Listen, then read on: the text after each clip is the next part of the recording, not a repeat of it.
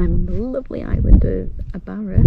I've just come in from my flight from Glasgow, and that flight was one of the best experiences of my life, honestly. I've wanted to do it for quite a while now. I saw Noel Phillips do it, and then more recently I saw Tom Scott do it. I was like, well, I'm gonna have to do it now, aren't I? As if on cue, we have people ruining my monologue. Hello, I'm Lauren, and this is how I travelled to Barra with its famous runway and airport during the virus times. So I started the day on the bus to Glasgow Airport. £13 return was a bargain in my opinion for the half-hour journey each way.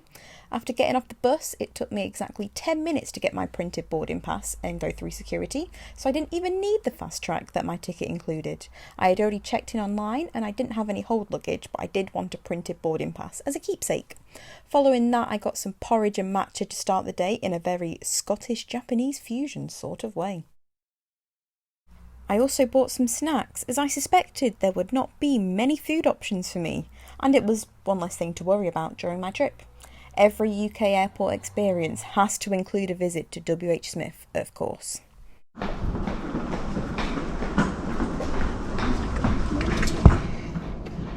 so excited, oh my god. I wonder if it's going to be that plane. I think that looks a bit too big to be our plane though. We'll see. We're on book 5, which is this way. Presuming this is the domestic corner of the airport.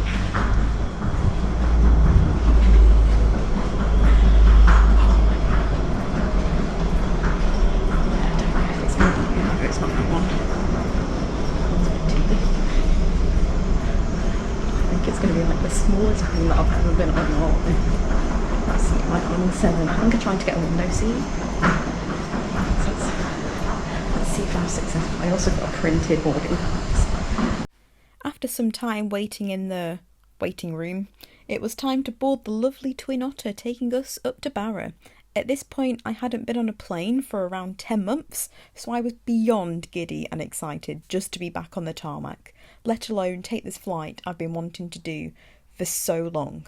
Obviously, there was no jet bridge, but we did have a few steps to get us up. Reviewing this footage, however, I did notice the pilot did not have this luxury and instead needed a bump up to get into the cockpit.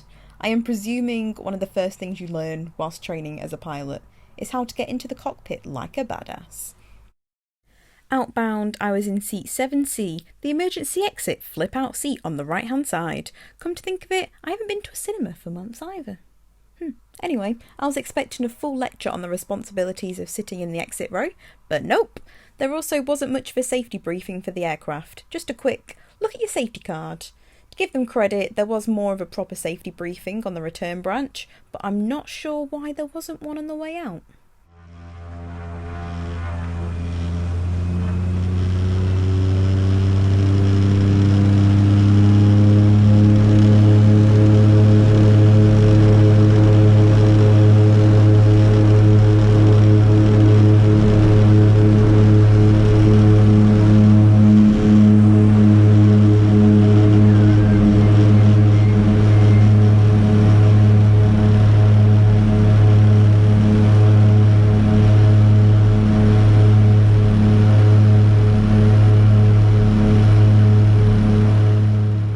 I have not flown on many small planes in my time, so I did not know what to expect for takeoff.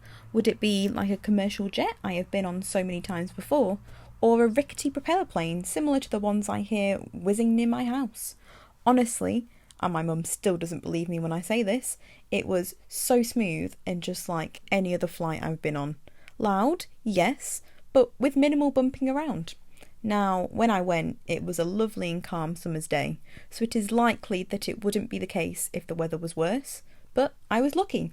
The view out of the window as we were flying over Scotland was gorgeous. I have so much footage, and if I used it all, this video would be 3 times as long as it already is. Admittedly, I often dismiss the beaches of the UK as being grey and dull and unclean. Mainly because I live by the seaside, and here it is very much grey and dull and unclean. But look at that! Send a picture of that view to your group chats and they would never believe it is Scottish land. Heck, even I don't fully believe it, and I was the one behind the camera.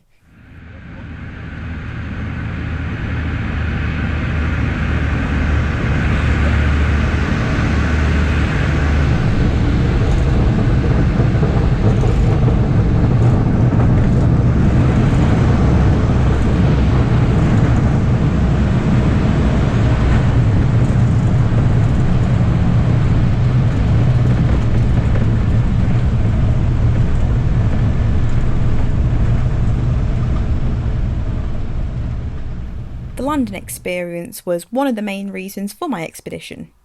Barra Airport is the only airport in the world where scheduled flights, like the ones I would be taking, use a runway on a tidal beach, though you probably already knew that. I did not know how it was going to be, but again, it was just like any other London experience. It was so cool to just be on the sand like you were on any other regular runway.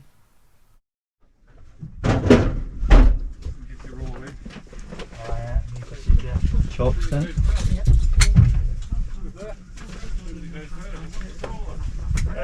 Get a picture of this when we get off in the plane. I can get power, but I won't start it.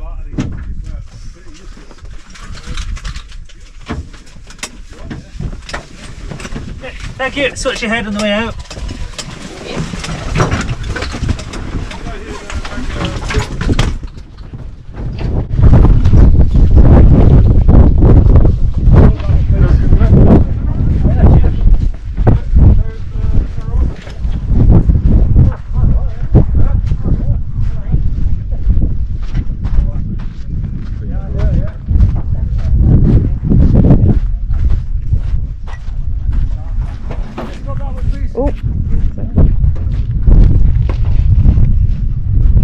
Yeah, that was me apparently going the wrong way, because when you get to an airport, you've got to go through the building, obviously, but apparently not in Barra. You just go straight through to the car park.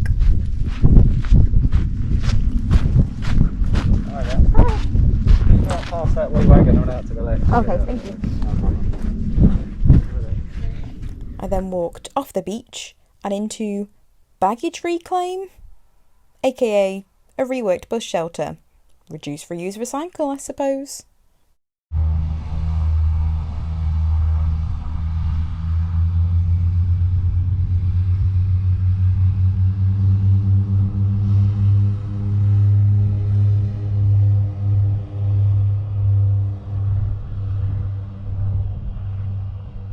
A crowd of us, including the fire brigade, watched the plane set off back to Glasgow, leaving me with a few hours to explore the island before my departure later that day. This place, the sand is white. There's no one around here. I'm presuming there's another beach that way. Should we have a look?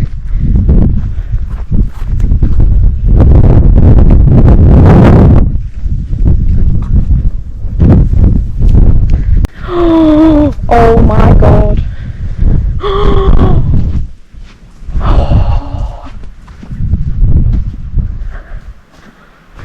Can you see that? Yeah, I wasn't expecting to discover a beach this close to the airport and so beautiful. I love a good beach, what can I say? Welcome to Barra. I literally feel like I'm abroad. I'm so happy. Honestly, if you're looking at going abroad and you're just getting so confused about all the green list, oh, I'm going to have to get all these tests, these COVID tests, oh, it's such a hassle. Come to all the islands in Scotland. You do not need any ID. You just fly from Glasgow and you're here in an hour. I don't know if you can see how gorgeous this beach is. The sand is white. You would never guess that we are in Scotland.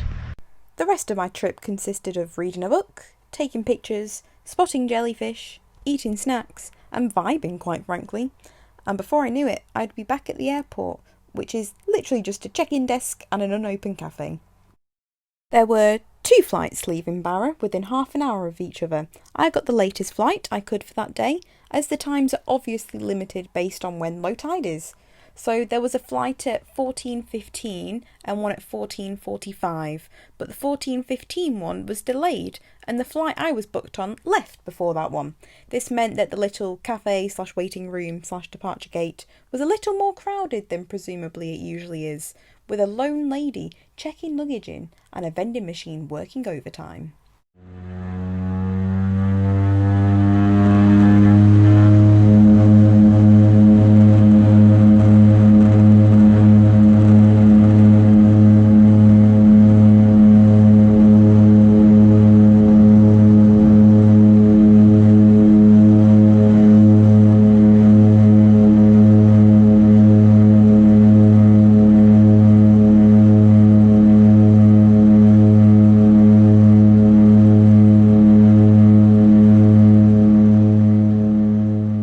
And then we took off, and it was just as smooth and spectacular as landing earlier that day.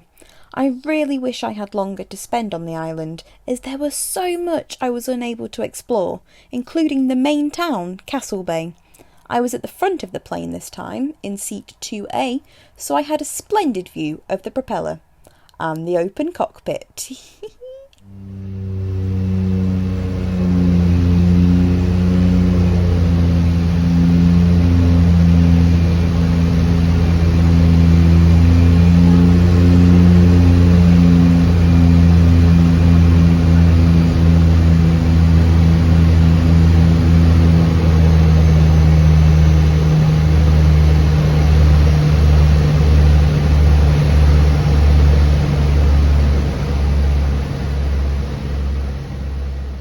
The wheels touching down in mainland Scotland signified the end to my Barra trip.